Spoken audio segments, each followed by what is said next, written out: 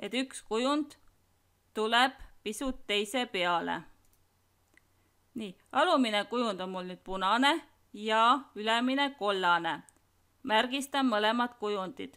Kas lohistan hiirega märgistusnoolega suure ristkülike ümber või klõpsan esimese kujundi peal, shift alla ja klõpsan teise kujundi peal. Valin trajektoor ja ühend. Uus objekt tekib alumise kujundiga sama värvi. Proovin nüüd joonistada jänest. Joonistan ühe kõrva ja teen sellest duplikaadi, Ctrl-T.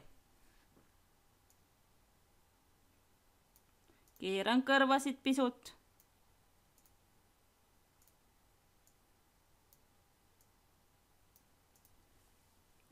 Joonistan pea.